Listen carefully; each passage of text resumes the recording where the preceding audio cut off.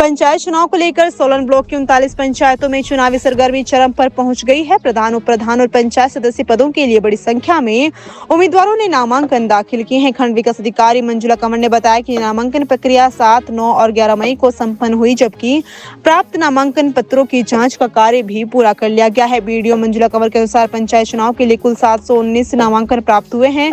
इसके अलावा पंचायत समिति सदस्य पदों के लिए तहसीलदार कार्यालय के माध्यम से करीब 51 उम्मीदवारों के चुनाव मैदान में होने की जानकारी मिली है।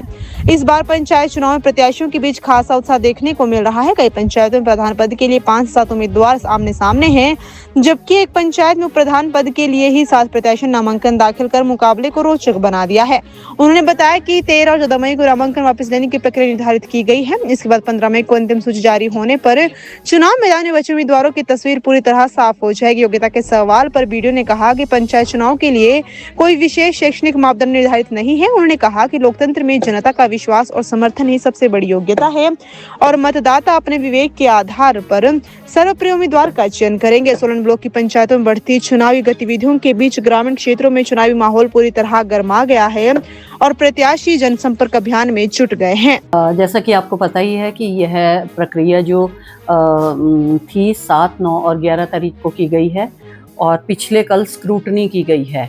तो जो हमारे पास अभी रिकॉर्ड प्राप्त हुआ है उसके अनुसार हमारे पास कुल जो हमारी 39 पंचायतें हैं उसमें प्रधान, उप प्रधान एवं पंचायत सदस्यों के लिए कुल मिलाकर 719 आवेदन प्राप्त हुए हैं, जो कि चुनाव लड़ने के इच्छुक प्रतिभागी मिले हैं। बाकी पंचायत समिति से संबंधित तहसीलदार महोदय के द्वारा जहाँ तक मुझे ध्यान है शायद 51 बताए गए हैं कैंडिडेट्स।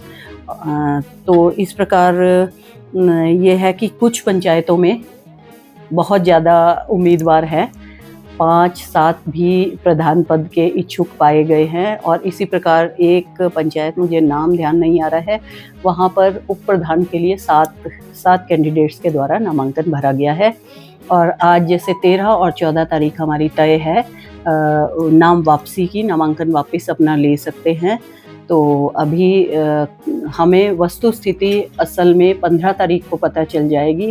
कल नाम वापस हो जाएंगे तो 15 को पूर्ण रूप से हमारे जो होंगे फाइनल मतलब कैंडिडेट्स, कंटेस्टेंट्स, उनकी पूरी स्थिति स्पष्ट हो जाएगी कि वे 719 ही रहते हैं या कम होते हैं।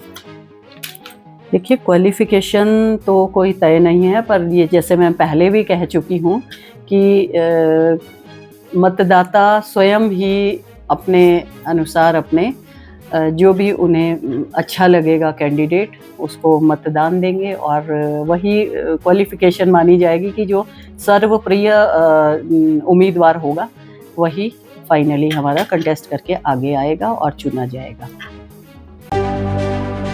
Rising from the Himalayas, a university for the new India driven by innovation. From cutting-edge research to leading startups, Shoolini students learn to shape the future. Shoolini University.